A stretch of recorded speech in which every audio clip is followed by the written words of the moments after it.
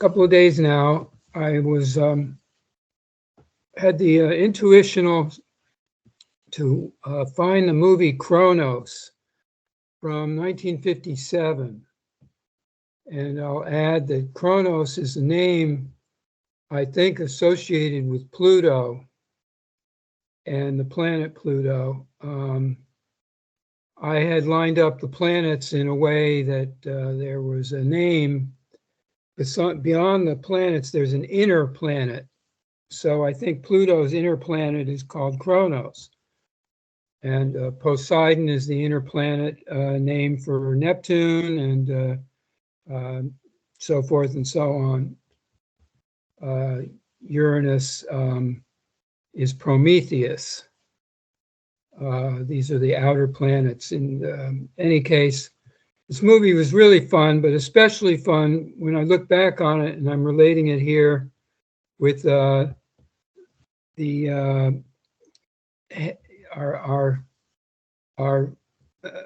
good leaders, our bad leaders, people here. You'll see. It's anyway. I think it's really funny. There's an alien light craft approaching Earth, you know, like the spaceships look like,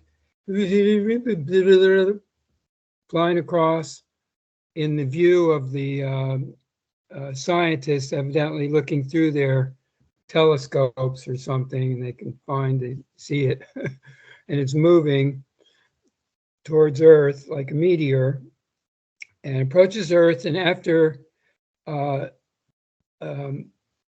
evidently, back in 1957, they had SpaceX already, and they were they had the technology to destroy meteors or something like that. So they had their SpaceX try and blow up the craft, or whatever it was, meteor, with rockets.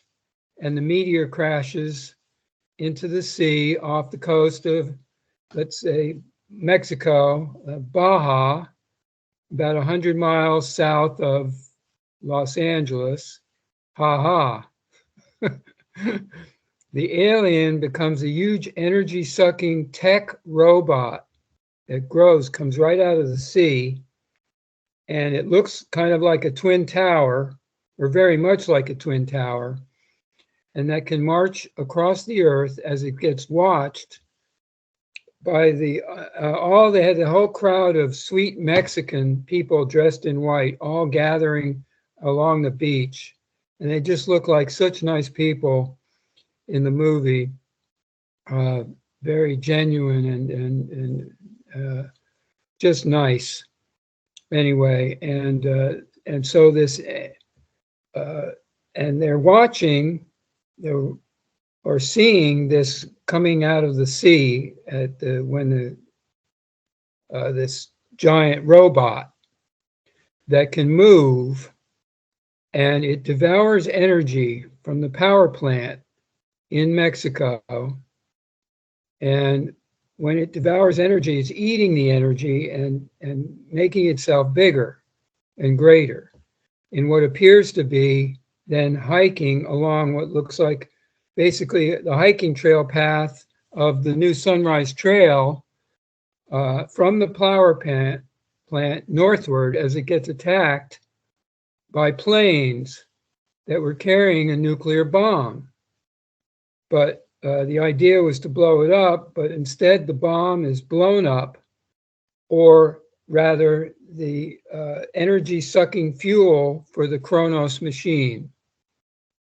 And so now it heads on to Los Angeles, where it gets to and then sucks half of the electricity energy and cuts out half the city's lights. And it looks like, very much to me, like the fires of Hollywood and California of recent days. And so the lead characters were 3 scientists, 2 men and 1 woman, in a lab trying to work out the solution, which is of some form that the military had been instructed to then attack. But one of the things was that the two scientists, one of the scientists, I'm going to jump down reading my page, okay? I'll read it as I wrote it. The two scientists and the third man who had become a channel for Kronos, that is, basically the head of the operation of the science study, which was out in a desert somewhere, or some similar territory. And he had become a channel for Kronos. The light, what actually happened at the beginning of the movie was this ray of light, or what have you, came out of the spaceship and came into the body of a man who was driving out in the middle of the desert road. He stopped his car, knocked the electricity out. The guy gets out, and this light hits him in the head. And he goes, ooh, you know, whatever, and was taken over and walked into by the light wave, or what they call a walk-in, I think, by the light wave emanation, and could telepathically, well, not this guy who out in the desert, he went to the, drove to the place where the science lab was. And when he went into the science lab, the head guy's room by himself, they didn't have any guards or anything at these places back in the old days, which is also funny. And he could telepathically operate the Kronos communication. That is, the man who was driving, he got into the lab, he fell down as soon as he entered the room because the light jumped into the scientist or the head operator and leader of the pack there. And and now they're operating the Kronos communication. In other words, he's telepathically connecting with it and so forth and so on, and doing things through this channeling. And this goes back and forth for some time with this in different situations, and the man ends up in the hospital, so forth and so on. And but at the end, they have a get-together. That is, the scientist recognizes that he's been a channel, etc., but now he sees that he's back in his real consciousness or whatever, the body, and them have to work out some kind of solution. They're seeing everything that happened. They were at the beach, camped out at the beach, watching the Kronos grow out of the ocean, and then then they're watching the nuclear bomb, that whole scenario, and with the planes, which actually looked more like fireworks. It was really a funny special effect, but it was fun to watch all this. And then what happened is they had to find a solution. So it happens that the military somehow almost automatically acquires what they call an omega energy weapon, or they're going to send omega energy into the Kronos, and this evidently will reverse, or they have the idea of inversing or reversing the electromagnetic implosion in Kronos on itself, or let Kronos do it itself, actually, is what they were saying. It says just send it in, and then Kronos will try and eat it, but it's the Kronos opposite, like almost like the Antichrist, you know, if you will. It's like that. And they evidently can do this while the bot is over Los Angeles, and it won't harm anything, evidently. It reverses the energy polarity direction inward, implodes energy like a black hole nuclear bomb, and they save the day. Now, I remember watching this movie in 57 or 59, was about 8 or 9 years old. And I was real scared by it, I would say, to some extent. And so yesterday, I got to watch it again, and I drew all these correlations. And I was directed to also, after I finished it, the next thing is you look at other movies you can watch on YouTube, and it came up, The Plane That Disappeared, movie, 1961. In this plane, it's on track to Washington, D.C., I think, and disappears from radar, and they think it's lost, and it gets national news, plane lost, blah, blah, blah. And the same thing in the Kronos movie. They had national headlines, you know, the world is doomed, or they're going to try and stop Kronos, this energy-sucking machine, etc., you know, whatever funny headlines there. And so it was a worldwide event like that. Interesting. So here, after it disappears on radar, there's a bunch of people on board. They don't seem to be overly concerned with the fact, but there are two men on board who have invented both a bomb and a nuclear or similar energy weapon, and they're going to a conference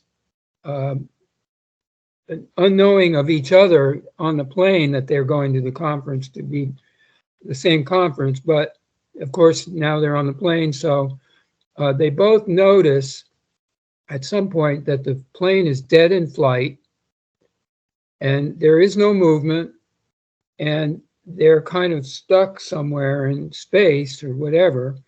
And again, there's one woman and two men. One, an older scientist, the other is a younger, kind of a civilian maybe, but military-ish younger guy. And he's the one who invented the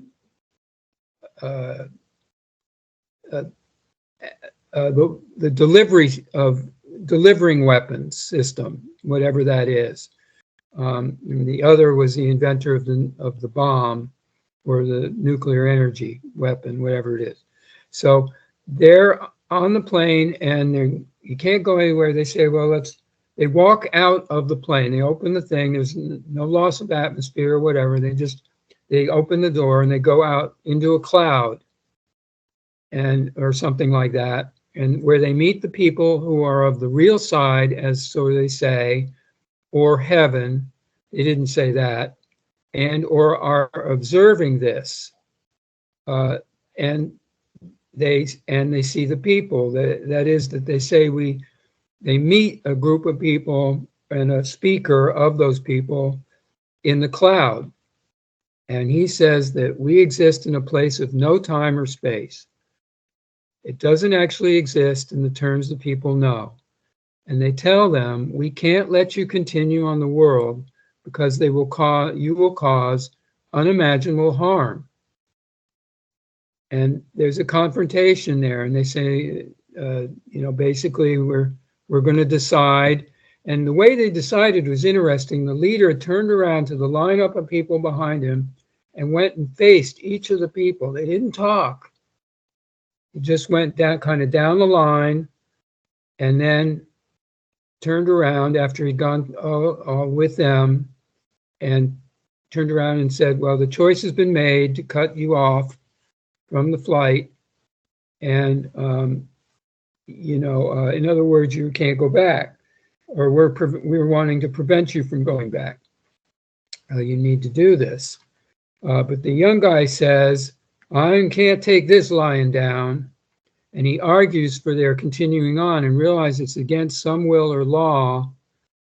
That is, they're being presented that they're breaking these laws, but they say that they have free will, etc., or he doesn't even say it. They just leave, and they know that they would be held back, and so they won't be stopped. And instead, despite the decision against them, they just walk back on the plane. And so I'm not sure exactly when that transpired, except for the plane then eventually lands in DC, and the light seems to be on. It's normal, and it's okay. Everything is all right. Everyone's on board. Everyone's fine. And but as the three people, then they all deplane. As they're doing this, they pass. There's a military, police, gov, whatever, down at the bottom of the walkway, and the three people get off. When they get off, they hear the people, the military, whatever's, news people, whatever, and they said, you're 1 hour, that is 1 day, 24 hours late. They say, well, we're on time. Our clocks are all right. Everything, we have, nope. They've lost 24 hours of time. Exactly. And that's like a ha-ha. And they don't even talk to the military people. They know what's happened. And then at the end, they have this discussion amongst themselves, the three people, and or the two men actually have a discussion where they say, did this really happen or not? Was it a dream? What happened? And when they found out about the 24 hours, then they had to really consider it and get that it really happened and that they need to make a decision whether they're going to follow through with their tech, which they generally said no. And I'll just finish this. Hynek is a name of the scientist who was involved with Close Encounters of the Third Kind. And he's the scientist who is the associated scientific reference that they used for the movie. And he looked like this elderly so-called man who was on the plane of one of the two men. Interesting as well. So I had this idea about making a movie. I called it, we should call this watching the movie, which is like, or watching the simulator, because that's really what that is. And we're getting these, we have been talking about this for many years here with New You, with the movies and having fun with all the different stuff and sharing it in various comedic or serious manner. And something similar to what Kevin is doing, etc. And that's it, it's a kind of the model presentation on that part. And I thought that would be kind of interesting to do a compilation movie that includes the Kronos and I wrote down all these other things like the 9/11, Kennedy, MLK, or Teflon plastic, poisoning food, water, air, oil, gas, etc. Is all that, whatever movies are revealing. They always do these movies that are 20 or 30 years after whatever happened. And so now they can't be stopped doing the same thing that they're continuing to do in other ways. And if we made a movie in that sense, or they made a movie now about this is what's happening now, and use all the visuals to do it, we wouldn't really be able to do it because they wouldn't let us have the copyrights on these different movies, etc., to demonstrate them. And so it could be done in another way, but this is what the movie industry does, and it costs them millions of dollars to produce these movies, and et cetera, et cetera. That, the whole thing is all a media programming model anyway, which is what they use to program people to expect these futures to happen, as an example here with the Kronos. Not that anyone picked up a direct association with the Kronos movie. I had completely forgotten, and I certainly didn't know about all these associations that we have. And I think it was, I'm sorry I couldn't present it in a more humorous or fun way, but that's my problem with storytelling, and that's the way it goes. What do you think? Val, Dwayne, everybody. That's funny. That's good, Peter. The movie itself, yeah, it's good. I had never heard of it, but that's really cool. Val and I, we want to watch it, and just kind of like the old movie in the 50s, Colossus, with the big computers that took over, etc. So here we are. Yeah, this stuff is all present already, and people have been taught and educated a particular way to think that, oh, the movies are entertainment, but actually they're all documentaries, and it's all right there. So getting people to adjust, just like trying to find the old radios with the knob, trying to tune into the station, adjust to something that makes sense with creation and all life, this takes a lot because we've all gone through this mind framing. So again, the movies are very good references. I always relate these to people constantly. I've watched a lot of movies, always watching, and watch for things, body language, etc., as I'm dealing with the world and the Skypes, etc. And so, and then multi-dimensions and whatever. So each person decides their part and how they're going to refer and pay attention to this. And so again, my position is to show people the difference between creation and the real universes, to where when Paul was here, it was more babysitting. It was a literalized version of the ideas that are possible. And so again, this is the next step to recognize this. And so the movies, yes, are very, very good references. It's in the movies because the dark brats, the little stinkers, the world deceptors, they created the movie industry. They created the movie stars for people to worship and look to, like the gods. They created all this. This is their entertainment, and then they destroy things because that's their entertainment too. It's all there. So it's the back and the forth, creating the competition, creating these ideas, etc., so that people stay distracted in creation and keep keep going, to where those that control others, this is their fun, and until they have the courage to step up, well, they keep creating fear. These are the fear-based systems that we've all become accustomed to, etc. And it's all okay.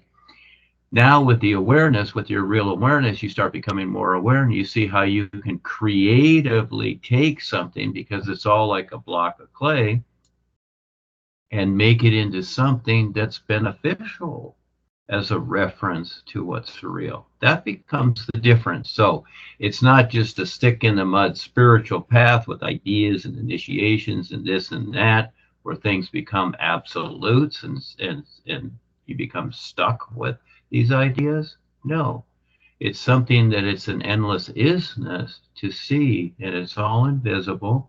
And then you relate it according to creation to take part in the adventure of having fun, showing others how to become more aware.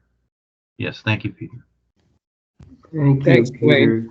Let me just comment real quick on also the idea of why these movies were presented to me yesterday, or just now, presently, is that, that's how it works. The new guides, the golden guides, there's, pointing at and pay attention, So I did. I had this thought about the Kronos, and then this other movie followed it. And when you're watching something or doing something that you feel is nowness in it, then it feels alive. It's got our interest.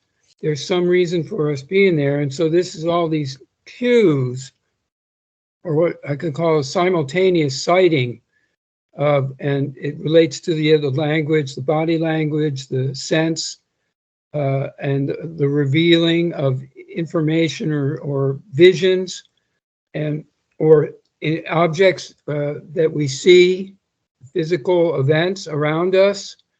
Everything is kind of this simultaneous communication. We all have our own individualities on it. And I think that's very important. That's what I was recognizing, and I think that's a really good thing for everyone to really put their, keep following that, let's say. And that's the adventurous journey, I think. We'll go into that. That's the adventure journey, and or a part of it. So thanks again. Cool. That's fun, Val. All right. Yeah, thanks, Peter. A couple movies I stand out for me that are telling us what's going on or what they're doing, the controllers. Now, some of these movies they tweak things a little bit, sometimes they just tell us straight on, but a couple of movies were the 2002 Minority Report with Tom Cruise. That's a good one where the precogs are finding or sharing, pre-crime kind of, they're finding people that are going to be committing crimes before they even know they're going to be doing it. So these psychics they have in their laboratory are coming up with pre-crimes, potential crimes, and that's kind of the way it's going to be. If they had their way, the AI will be, they have used precogs in the movie, but AI is actually, monitoring us or psychological profiles, etc. So they know, if we're thinking about even doing something rebellious.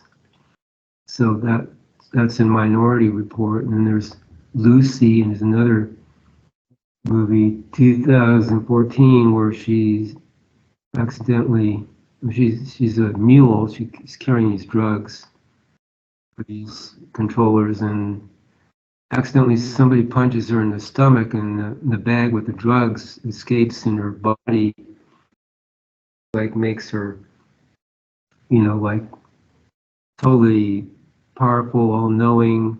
I mean, she keeps on gaining and gaining more knowledge, awareness, etc., powers, and to the point where she actually disappears. She's just, a viewpoint, which is kind of interesting. But there again, we're made to think that we're going to be, if we hook up to the AI, we're going to be made to think we're all powerful and healthy and not knowledgeable, etc. Life will be good, etc.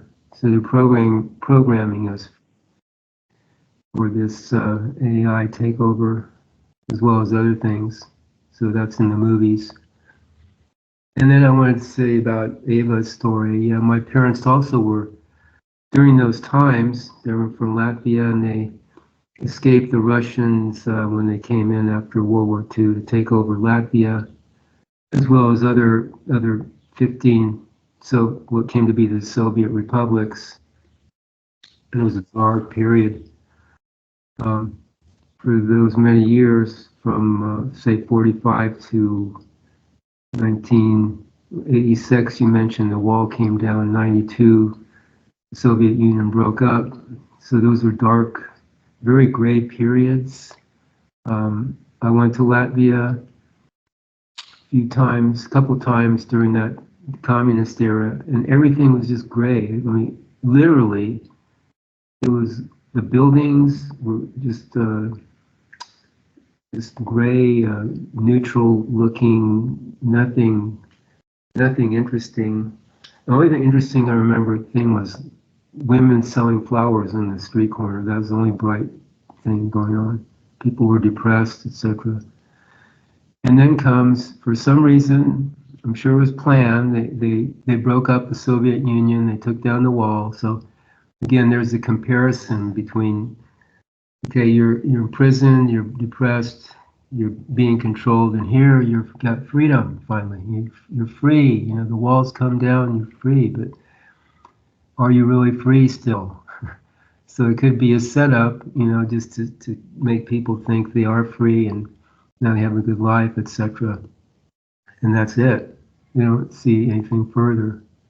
So I'm sure all these things are setups, planned ahead of time. Like I say, Minority Report, 2002. That was a long time ago, more than 20 years ago, and now they're talking about social credits and having people keep them in line through AI, etc. So it's all there in the movies. So thank you, Peter.